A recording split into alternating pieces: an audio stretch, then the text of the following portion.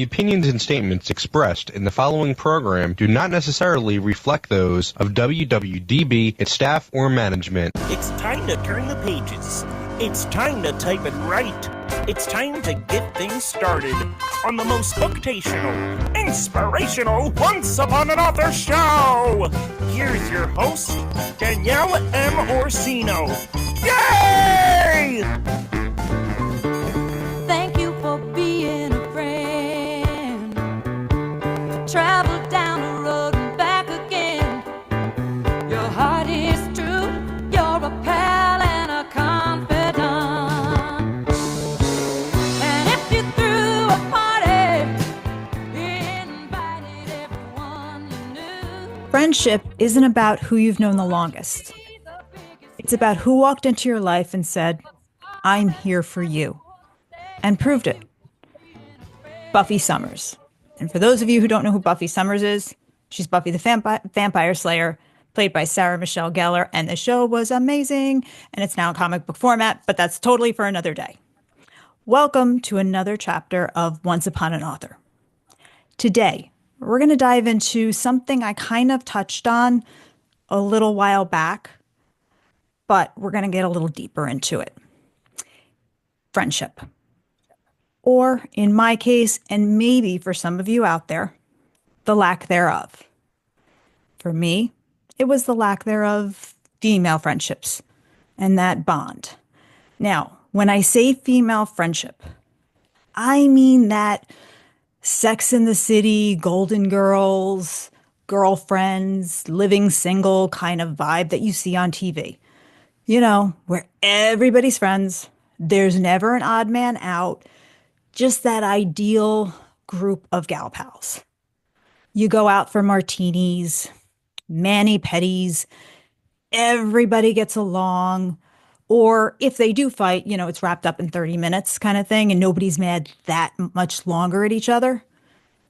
But the bottom line is they're always there for each other, no matter what. They get along.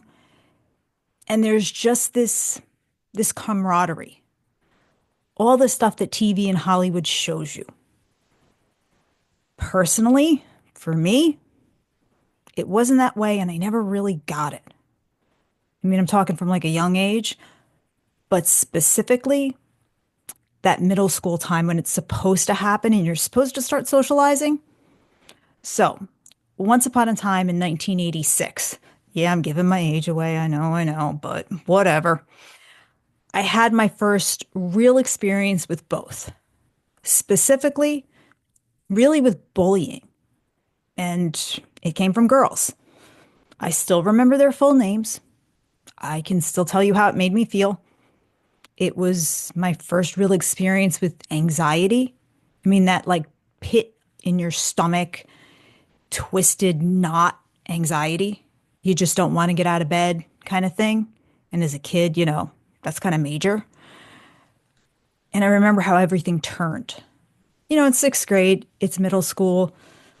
I kind of thought I was coming into my own. You know, I had a little boyfriend. Yeah, I remember his name too. I was a cheerleader. Kent Knights. Go Kent Knights. I had a like cute little Letterman jacket. All that stuff. You know, on Sunday, the games played. I got to go out there freezing my butt off, my cute little uniform, white sweatshirt with a little red K, and I had my name going down one sleeve, you know, thought I was all that in a bag of chips. I actually took a good school picture. And anybody knows about school pictures, you know, one good school picture, it's like amazing. I didn't take another good one until my senior portrait, and even that's kind of debatable. But I thought I was kind of figuring things out. I was even on student body government, like I was class representative. So I thought, okay, maybe I'm not as much of a freak as I thought I was. Yeah, no, I was wrong. Everything turned on a dime. It was actually a tough lesson. I learned, don't ever put anything in writing you don't want anybody to see. Because I remember a note being passed and it was about me, and it broke my heart. Thank you, Gina and Sandy. Once again, I remember everybody's names. I learned about jealousy, all those little things, but my brain wasn't quite comprehending what was happening. I had a friend who needed help in social studies. So I helped her do a project on Egypt. And we did like these little Egyptian models and dioramas and things like that. And I thought she was my friend. I really did, Gina. I don't think I'm allowed to say her last name. We'll just say it started with a V. Gina V. How's that? But after we got this great grade on the project and we did a little presentation for the class, the whole thing, it turned.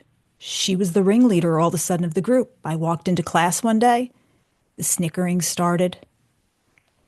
But even before that, I was never in with the girls. Even when I was a cheerleader, there was the group of cheerleaders, and then there was always me. And I was always standing with one of my friends, Krista. She was my next door neighbor. And she was on the team. Her brother played football with us. But I wasn't in with the group of cheerleaders, if you catch my drift. I was always kind of on the outskirts. And we would always do this little cheer where we'd stand in a circle and we'd do this whole little Kent night cheer thing. And you'd have to like make up numbers and make up a rhyme to go with it. And they'd all do the same, you know, first down, now we want a touchdown kind of thing. Or they said fourth down, now we want a touchdown. I was always like, we're not going for it on a fourth down, but we're going to kick it. So how are we getting a touchdown? But that's a whole other thing. I actually understood football, so they didn't like me for that.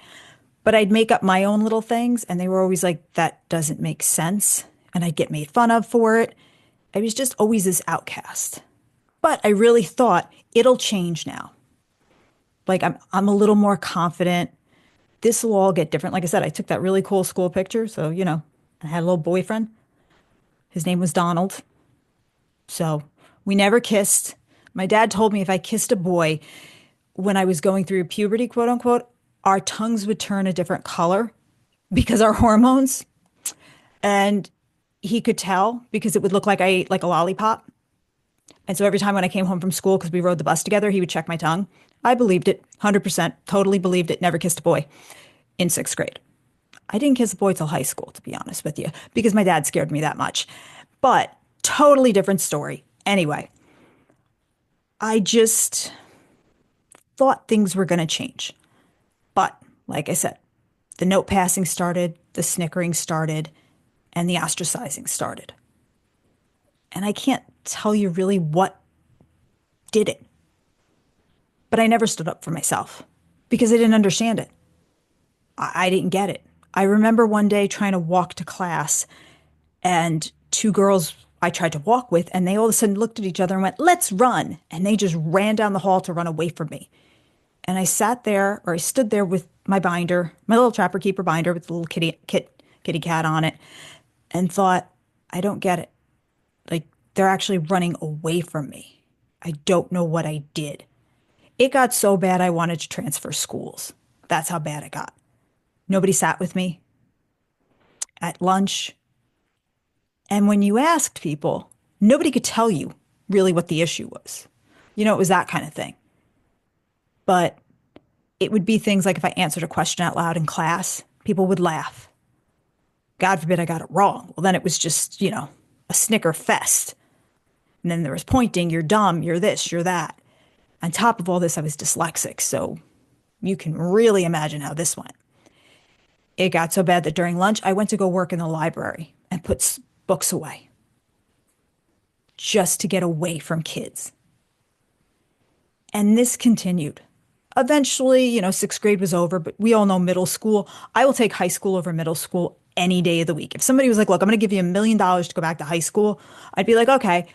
They could be like, but I'm going to give you 10 million to go back to middle school. I'd be like, keep your money. No way am I going back there. Never. The kids are mean. Not doing it. Also, I was 4'9". I didn't grow up much taller than that right now.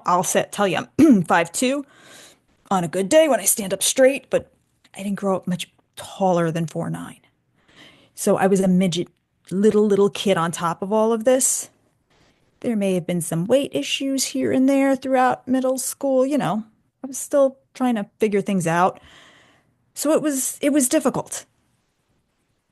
You're getting bullied on top of it all, trying to figure it out.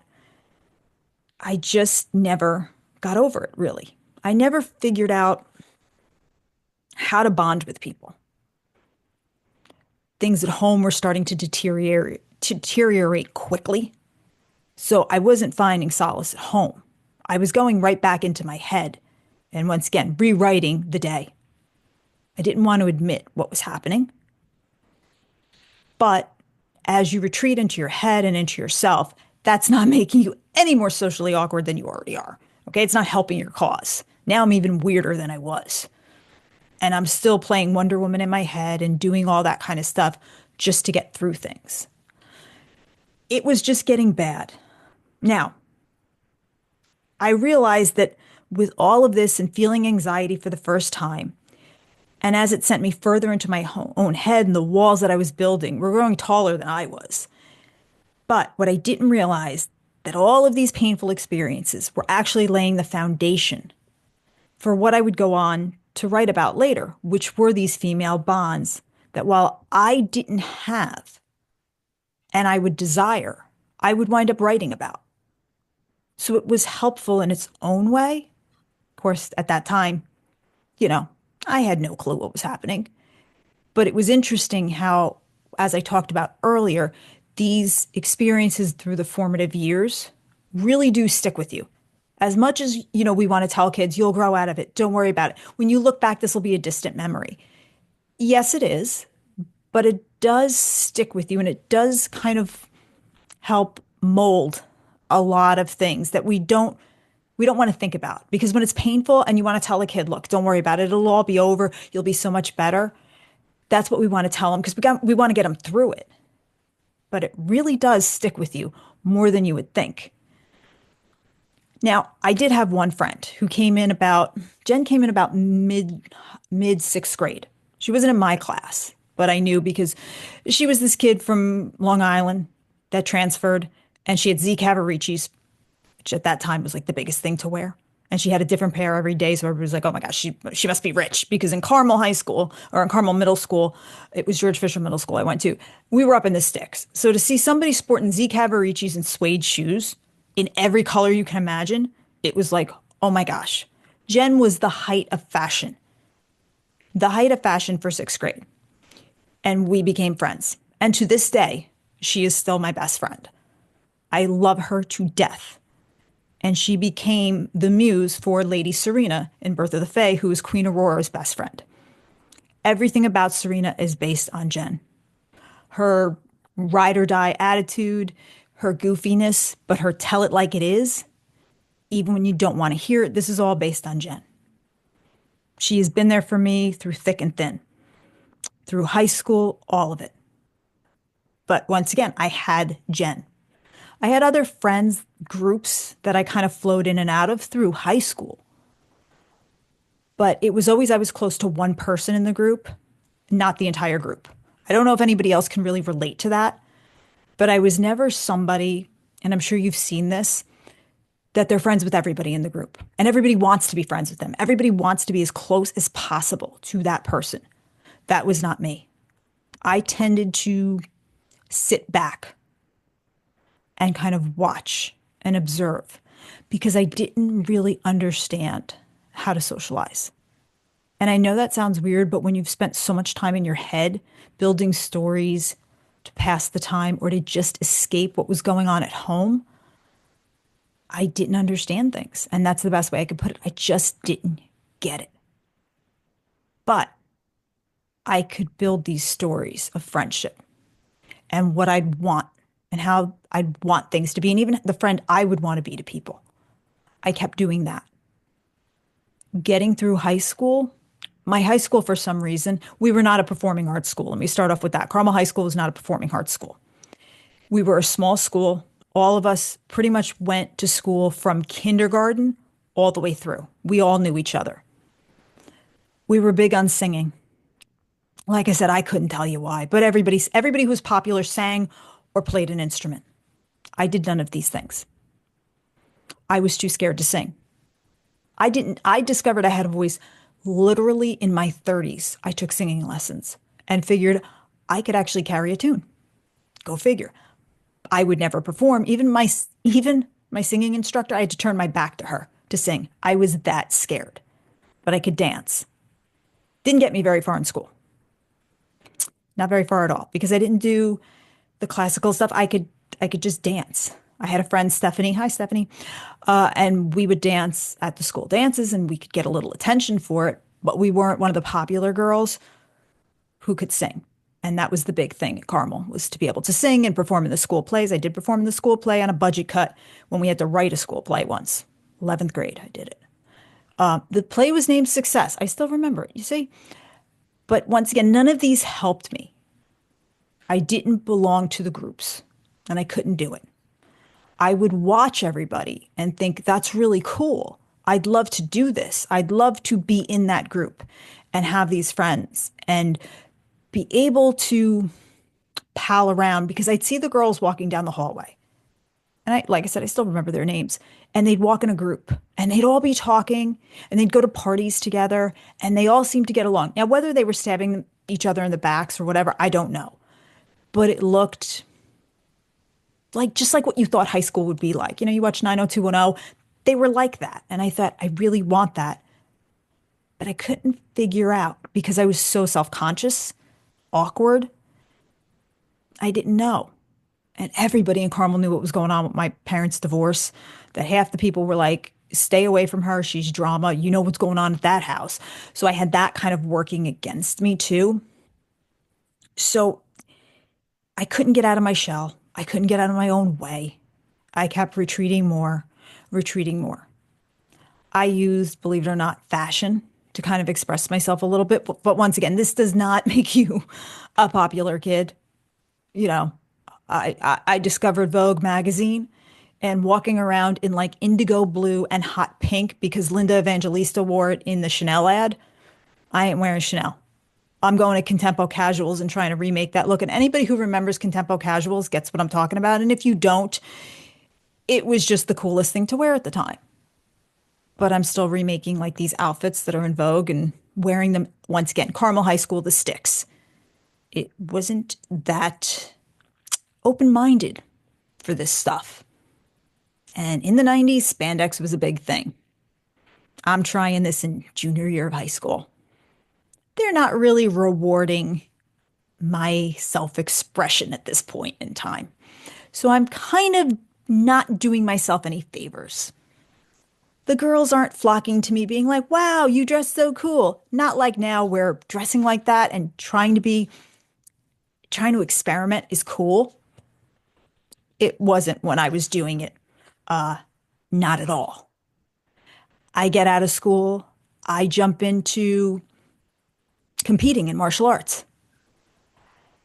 Now, when you compete in martial arts, some people go with a whole school. You know, they have their team. Once again, I didn't have a team. It was just me by myself walking in. It's not one of those things where you go and everybody knows each other. I would travel Saturday and Sunday during the season and do 2 tournaments, sometimes a weekend. You can't go to the girl who you just punched her in the face and be like, hey, do you want to grab a drink afterwards? Do you want to hang? We're enemies for the entire season because you're going to see her again and you're going to compete against her again. And if not her, her friend or somebody from her school. And when you get up to compete, her whole school is cheering for her to kick your butt.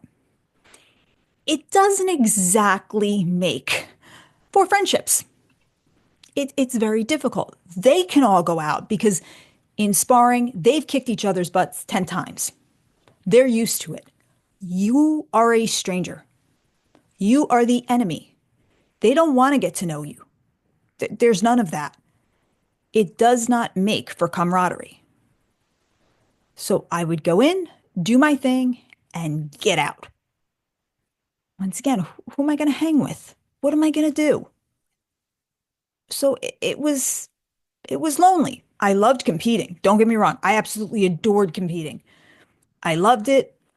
But after you kick somebody's butt, they're not exactly looking to make friends with you. We're competing and we're also looking to get ranked on the circuit. So if you place first, you get a certain number of points. Second, certain number. Third, certain number. After that, nothing. So girls are my enemy. And I have to look at that because I can't punch you in the face if I like you. Not going to work. You can't be too nice of a fighter. Same thing with forms. If I got to beat you, I can't be sitting there thinking, oh, she's so sweet. I got to get in there, do my thing. I could usually leave it in the ring. Some people couldn't. So it changed things. Now, this isn't meant to be a Debbie Downer or a poor me story. It's meant to give you context. I want to talk more about how these experiences affected my writing. My female characters are all friends. If you look at the Birth of the Fae series, from Locked Out of Heaven to Forgive Us and the novellas in between, they are all friends. It doesn't mean they all like each other, so let's not get that twisted. But they don't fight over a guy. They're not doing petty things because they're females. Yes, they might be looking for power and things like that, but it has nothing to do with gender. They have each other's backs in very different ways. For instance, Desdemona and Aurora, they're from very, very different backgrounds. One's a virtue angel, one was a power brigade angel who exalted to that status, but they support each other. They have each other's backs regardless. They can fight, and they have fought. They know when to apologize and admit when they're wrong, and they will die for each other. They love each other. Same thing with Serena and Aurora. They will tell each other when they're wrong. Serena has no problem telling Aurora when her plan is a little crazy, and when she needs to support her friend, and when she thinks her friend's advisors are idiots, she comes right out and tells her. Priya and Yagora are your typical mean girls, but they're thick as thieves with each other. They may be what they are to other people, but nobody gets in between those two. They will carry each other through fire. Now, Asa is a little bit different. She's a character that probably represents me more than anything. She's scarred on the outside. She's scarred emotionally. She doesn't think she's worthy because she's not pretty. Her good friend is a guy, Zion, who's like her brother. She would love to be part of the group. But because she's emotionally intelligent, she's awkward. And everybody winds up leaning on her but doesn't give it back. She wants to be part of things. But as a fierce warrior and as everything that she is, she has a hard, hard time and she struggles. She longs for that deep female companionship, but she can't break through because of her own issues that are holding her back. These relationships that I've written have allowed me to explore what I desire. A lot of times people say to writers, write what you know, stick to what you know. It's really not about that. Sometimes it's deeper to write what you desire and what you want to have. The nuances are usually in that moment, because there is when you figure out more about yourself. What have your experiences led you to desiring? And why didn't you have those things? Like I said, for me, introvert. Too much. I like to observe. I was too self-conscious to do anything, and I just didn't understand it. And it's something I still struggle with today. As a writing tip, for those of you who are listening to this for that, I would encourage you to think about the relationships you currently have and what you've had in the past. How would they influence your writing? What dynamics do you see? What real experiences reflect in how you write? What do you desire? What relationships do you desire? Writing fiction is all about interpersonal dynamics. That's really what it is. Often the characters reveal more about what we need or what we wish for than we realize. So take a step back and look at your characters and think about them. Think about what piece of you is in there and what piece of your relationships are in those characters. And then build out from there. Whether you put horns, fins, tails, whatever it is on your characters, There's still interpersonal dynamics. People fall in love, people get angry, they start wars, they kill, they do whatever. It's whether you set it in a fantasy world, a Western, a sci-fi, a murder mystery, it's still about people. So go into what you have and what you don't and figure out your writing style from there. If you don't know male or female bonds, well, what would they look like if they were perfect to you? And then go. You'll figure it out and you'll see what you wish you had or what you don't have reflected back in those characters. A piece of you is in all of them. Before we close out today's chapter on this show, I want to ask you, all of you, if you could create the perfect group of friends at any point in your life, now, when you were a kid, middle school, high school, whatever it is, what would they be like? What qualities would you want them to have? And how would they support you? But are you supportive right now of your friends? Now, maybe you have a good group. I know there's a lot of people out there that do.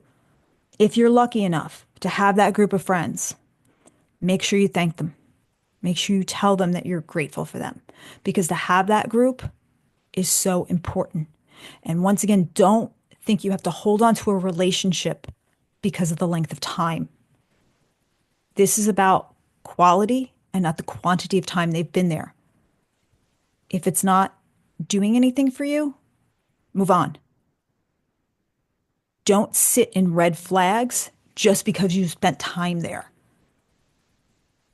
That's an important factor in all of this. But really reflect and make sure that everybody in your life is doing what they need to do to bring you joy and vice versa, because you have to give it back. It's reciprocal. For anybody who wants to reach out to me, you can always reach out to me on Instagram at dmorsino, Orsino. That's on Instagram. I've changed my handle. You can always go to birthofthefae.com. You can check out the books at Amazon. The latest book is Thine Eyes of Mercy, which is out on Kindle. Locked Out of Heaven is the first book, out on Kindle, paperback, and all of the Birth of the Fae series is out on audiobook produced by Skyboat Media. Until then, I will see everyone next week, where we're going to jump into something else, probably more about exactly how I became an author. Enjoy and have a wonderful week, guys. Thank you so much for tuning in.